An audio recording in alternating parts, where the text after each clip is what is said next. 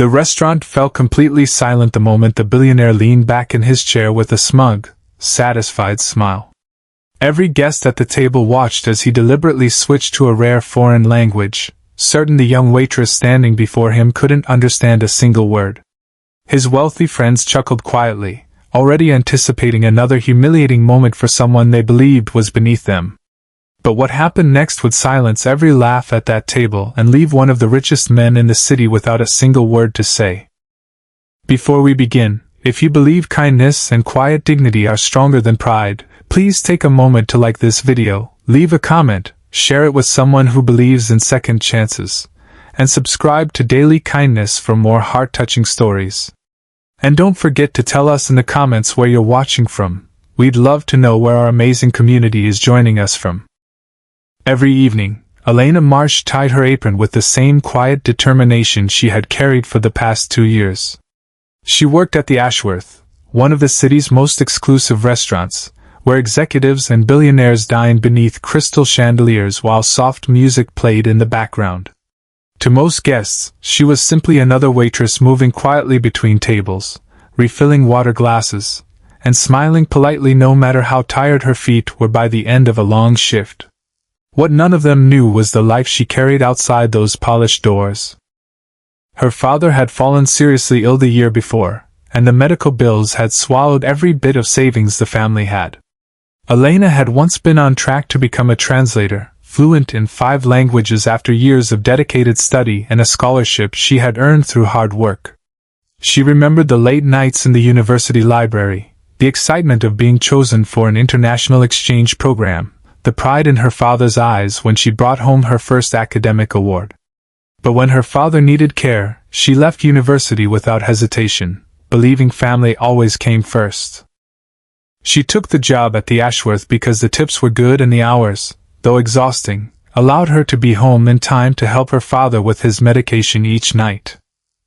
That evening, the restaurant manager approached nervously to inform the staff that an important guest had arrived, Julian Kane, a technology billionaire known as much for his fortune as for his impossible standards and short temper.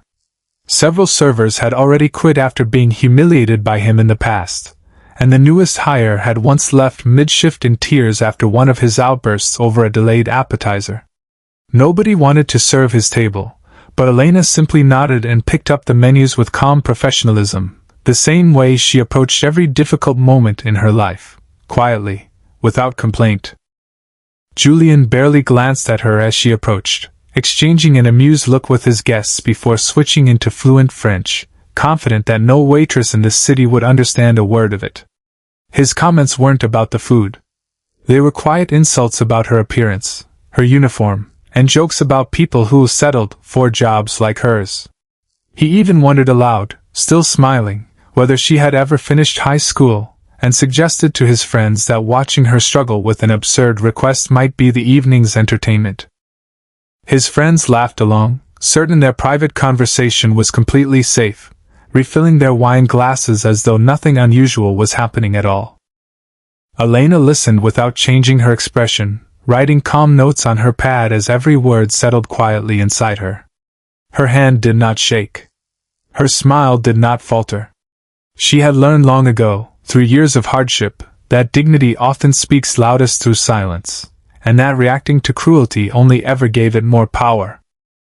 When Julian finished, satisfied with himself, Elena responded, in flawless French, politely repeating his order back to him, correcting a small grammatical error he had made without realizing it, and recommending a wine pairing that perfectly complemented his meal. Her accent was smooth, precise, unmistakably that of someone who had not only studied the language but lived and breathed its culture for years. She even wished the table a pleasant evening using a traditional French phrase rarely heard outside the country itself, delivered with the same warm, professional smile she had worn the entire time. The laughter at the table died instantly. One guest nearly dropped his glass. Another sat frozen, replaying every word that had just been said in front of her. Julian's confident smile faded as the weight of what had just happened settled over him. The woman he had dismissed without a second thought had understood every word, and had chosen grace instead of embarrassment. She did not gloat. She did not raise her voice. She simply turned, refilled the neighboring table's water glasses, and continued her shift as though nothing extraordinary had just occurred. Throughout the rest of the evening, Julian found himself unable to look away from how Elena treated every table with the same warmth, patience, and quiet kindness she had shown him, despite what he had said. He watched her kneel beside an elderly couple to help the husband read the menu without his glasses. He watched her comfort a small child who had spilled his juice, quietly assuring him it wasn't a big deal at all. He noticed she never once complained, never once slowed down, even as the dinner rush grew heavier around her. Curiosity eventually overcame his pride. After speaking quietly with the restaurant manager, Julian learned the truth. Her scholarship, her academic honors, her father's illness, and the sacrifice she had made without ever asking for sympathy or recognition. He learned that she often skipped her own dinner break to save the cost of a meal, choosing instead to bring food home for her father. Everything he had assumed about her, every careless, cruel word he had spoken, had been wrong. Before leaving that night, Julian quietly handed the manager a sealed envelope for Elena.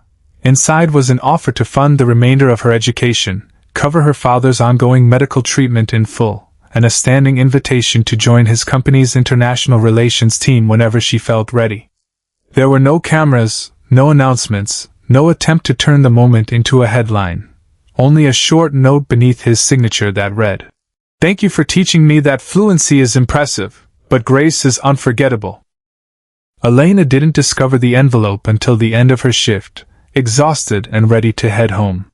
She read the letter twice, certain there had been some mistake, before finally sitting down at an empty table and allowing herself, for the first time that night, to cry. Months later, Elena walked through those same restaurant doors one final time, not in her uniform, but in graduation robes, diploma in hand, her father seated proudly in the front row, healthy and smiling after months of treatment that had finally restored his strength. The staff who once dreaded serving Julian's table now smiled through tears, having witnessed something far rarer than wealth, humility, earned the hard way, and kindness that had quietly rewritten two lives at once. Elena never forgot where she came from. Even after accepting the position within Julian's company, she made time each week to visit the Ashworth, not as a guest, but as a friend, checking in on the staff, remembering every name, every story, the same way she always had. Sometimes the greatest victory isn't proving someone wrong. Sometimes it's simply choosing not to become like the person who tried to humiliate you, and that quiet choice can outlast any fortune in the world.